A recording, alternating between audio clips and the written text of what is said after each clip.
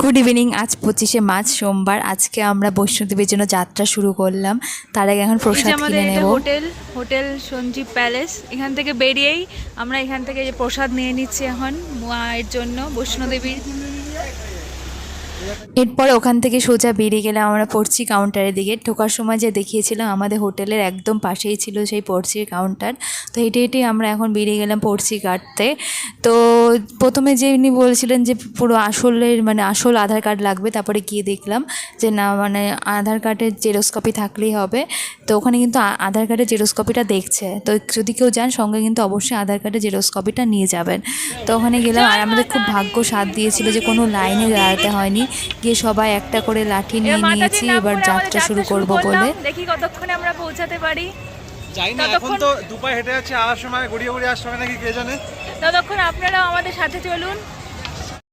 এটা হচ্ছে frisking point. এখানে হচ্ছে সব চেক করা হয়। একদিকে হচ্ছে লেডিস, একদিকে হচ্ছে জেন্টস। তো এখন আমরা দুদিকে ভাগ হয়ে গেলাম। আমি আর মা এদিকে চলে গেলাম আর বাকিরা সবাই ওদিকে। তো খুব কিন্তু কড়া নিরাপত্তার মধ্যে দিয়ে এখানে পুরো ব্যাপারটা হয়, আর সবাইকে ভালো মতো করে চেক করে তবেই কিন্তু ভেতরে ঢোকানো হয়।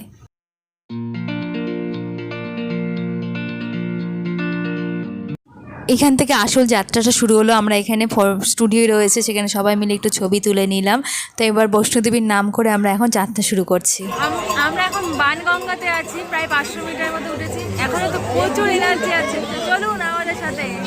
না অ্যাকচুয়ালি যেতে ভালোই লাগছে, ভয়ও লাগছে যে যেতে পারবো কি পারবো না। তাই এই মুহূর্তে একটা ব্রেক না হলো 500 মিটার, ফার্স্ট 500 মিটারে একটা ব্রেক নিলাম আমরা। দেখা যাক 14 কিলোমিটার কী করে আমরা যাত্রাটা করি। চলো দেখা যাক। অনেকেই দেখছিলাম ওখানে দণ্ডি কেটে কেটে উঠছিল, ওনাদের সত্যি হ্যাটস অফ। আমরা যে হেঁটে উঠেছি সত্যি কথা বলতে খুব খুব কষ্ট হয়েছে, এনাদের তো আরও কষ্টের পরিমাণ অনেক। এই যে আমরা এখন বসে পড়েছি, 1 কিলোমিটার প্রায় হাঁটা হয়ে গেছে। 500 মিটার একবার রেস্ট, 1 কিলোমিটার আর একটা রেস্ট। দেখা যাক কত রেস্ট নিয়ে যেতে পারি আমরা। কত কিলোমিটার? ওখানে কিন্তু অনেক ঘোড়া বা প্যারাম্বুলেটার, যেগুলো টানা গাড়ি ছিল। আবার হচ্ছে কুলির মতো যে থাকে না, সামনে দুজন পেছনে দুজন, এগুলোর ব্যবস্থা ছিল। কিন্তু আমরা চেয়েছিলাম সবাই পায়ে হেঁটে ঠাকুরটাকে দর্শন করতে। তাই বাবা কিন্তু অনেক কষ্ট করে হলেও বাবা উঠেছে। বাবা সত্যি পারছিল না। বাবাকে হ্যাটস অফ। বাবার তো পায়ে একটু সমস্যা রয়েছে হাঁটুতে, সেই নিয়ে যে বাবা যে উঠেছে সত্যি অবিশ্বাস্য।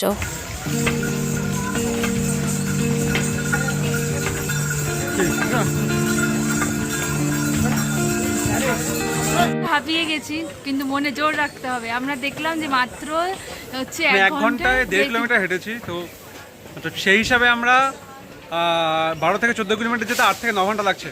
তার জন্য ঠিক করলাম যে ডিরেক্ট আর্থকুমারি গিয়েই রেস্ট নেবো, তার আগে রেস্ট নেবো না। চলো দেখা যাক। আমরা অনেকটা এগিয়েছি, আর্থকুমারি আর 3 কিলোমিটার। নিচ থেকে ভিউটা দারুণ লাগছে, ভিউটা দারুণ, ব্যাপক লাগছে। পুরো শহরটা মনে ছিল চোখের সামনে, দারুণ ভিউ।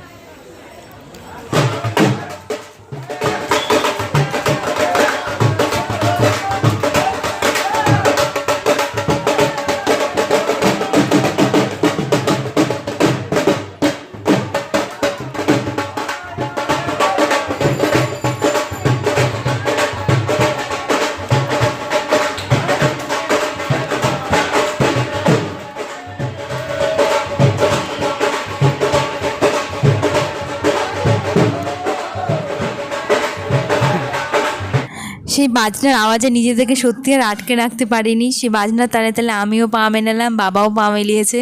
কিন্তু শহীদ বলেছে যে যারা যারা বাজনার তালে তালে নেচেছে তারাই শেষে ঘোড়া করে এসছে। সে 7 কিলোমিটার সত্যি আর পারেনি। আমরা আর্থকুমারী থেকে আমি আর বাবা ঘোড়া করে নিচে নেমেছিলাম। এখন আমরা একটু এনার্জি নেওয়ার জন্য এনার্জি ড্রিঙ্কস খাচ্ছি। বাবা পারবে তো? বাবার এখনো মনের জোর আছে, একদম পারবে। দেখা যাক কি হলো। আমার কোনো ব্যাপার না, আমার তো কোনো ব্যাপার না, কিন্তু আমরা অনেকটা উপরে উঠে এসেছি। দেখুন উপর থেকে ভিউটা, আমরা সেই একদম ওই যে নিচে দেখা যাচ্ছে যে ওই লাইটগুলো জ্বলছে, ওখান থেকে আমরা হাঁটা শুরু করেছিলাম। ওখানেই আমরা ছিলাম, ওখান থেকে আমরা এসেছি, তো অনেকটাই চলে এসেছি। আমরা আর্থকুমারিতে পৌঁছে গেছি। ডেড লেভেলে টায়ার্ড, কিন্তু এখনো মনের জোর রয়েছে। না, যেতেই হবে যেতে হবে যেতে হবে। চলুন এখন এখান থেকে পর্চিটা কেটে নিই। আমরা তো পড়ছি কেটে নিয়েছিলাম, কিন্তু আমাদের টাইম দিয়েছে প্রায় 24 ঘন্টা পরে, নেক্সট ডে দুপুর 3টের সময়। সেই সময় তো আমরা শ্রীনগরের জন্য যাত্রা দিয়ে দেবো। তাই এবারের মতো আমার আর্থকুমারীর মায়ের দর্শন হলো না। তো আমরা ওয়েট করছিলাম টিভি স্ক্রিনের সামনে যে অ্যাটলিস্ট টিভি স্ক্রিনে মায়ের দর্শন করে যায়। প্রচুর ভক্তের সমাগম হয়েছিল, অনেকে বৈষ্ণোদেবী দর্শন করে এসে এখানে হচ্ছে রাত্রি যাপন করছিল, যে যাদের আগামীকাল সময় দিয়েছেন তারা এখানে ঠাকুরের দর্শন করে তবেই বাড়ি যাবে। কিন্তু আমাদের তো শিডিউল করাই রয়েছে, তাই এবারের মতো আমাদের আর দর্শন হবে না। তো যাই হোক, কপালে যেটা লেখা আছে, তো আমরা এখান থেকে সোজা এখন বেরিয়ে যাব মাতা বৈষ্ণোদেবীর দর্শনের জন্য।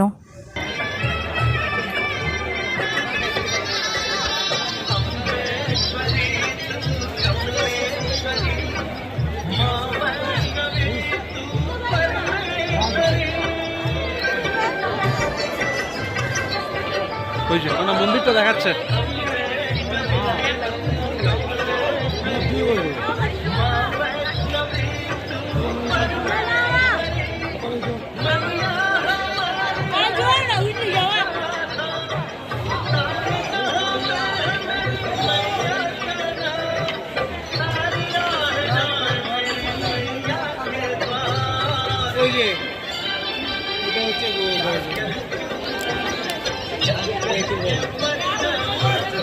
আবার আমরা পথ চলা শুরু করলাম। এখান থেকে বৈষ্ণোদেবী 7 কিলোমিটার, মানে টোটাল 14 কিলোমিটার, মাঝে আর্তকুমারী, তারপরে বৈষ্ণোদেবী, তারপরে হচ্ছে বাবা ভৈরবদেবের মন্দির। তো এখনও আমাদের অর্ধেক রাস্তা এসছি, এখনও অর্ধেক রাস্তা আমাদেরকে যেতে হবে। এই নিচে রয়েছে লঙ্গরখানা, মানে হাঁপিয়ে গেছে আর শরীর দিচ্ছে না বলছে। চলো, সত্যি খুব কষ্ট, বেশ কষ্ট হচ্ছে, মানে মোটামুটি আমার পক্ষে কোনো অসুবিধা হচ্ছে না, তবে ওর একটু কষ্ট হয়ে গেছে, আর মার পক্ষে একটু কষ্ট হয়ে যাচ্ছে, মানে বাবার পক্ষে বিশেষ করে বেশি। বাবার হাঁটতে খুব প্রবলেম হচ্ছে, দেখা যাক কত দূর যেতে পারে বাবা। আমরা প্রায় পৌঁছে গেছিলাম, আর 2 কিলোমিটার মতো বাকি ছিল, কিন্তু সত্যি আমি আর পারছিলাম না।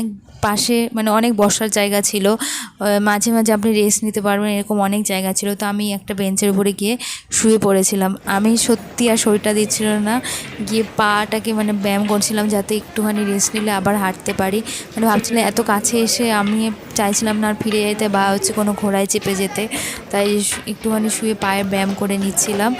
কিন্তু শেষমেশ আর পারিনি, সত্যি কথা বলতে ফেরার সময় নিজেকে আর ধরে রাখতে পারলাম না। মানে আমি চোখ দিয়ে জল বেরিয়ে যাচ্ছে, যে ঠাকুরকে বলছি ঠাকুর আমাকে বাড়িতে পৌঁছে দাও। আর হচ্ছে এখানে এরপর থেকে হচ্ছে ভিডিও করাটা অ্যালাউ ছিল না, তাই আমরা মন্দিরের ভেতরে ভিডিও করতে পারিনি, এটুকুটাই ভিডিও করেছি। তারপরে ফেরার সময় তো এত শরীরের অবস্থা খারাপ হয়ে গেছিলো, আর মানে ক্যামেরা কি ধরবো, যে শুভজি যেটুকু ভিডিও করছে দেখতে পাচ্ছি না আমার অবস্থা, মানে গুটি হয়ে গেছে। আর খুব ঠান্ডা ছিল তখন, ওখানটাতে গিয়ে আমরা সোয়েটার পরতে হয়েছিল ওপরে গিয়ে। আর এই যে পর্চিগুলো কেটেছিলাম, এখন ফেরার সময় এগুলোকে হচ্ছে রিটার্ন করতে হবে। আর ফেরার সময় তো আমি ঘোরাতে এসেছিলাম, সেই তখন যে ক্যামেরাটা বের করে ভিডিও করবো সেই ক্ষমতাটুকুও ছিল না। তারপরের দিনে ভিডিওটা আছে নেক্সট পার্টে, ততক্ষণ টাটা।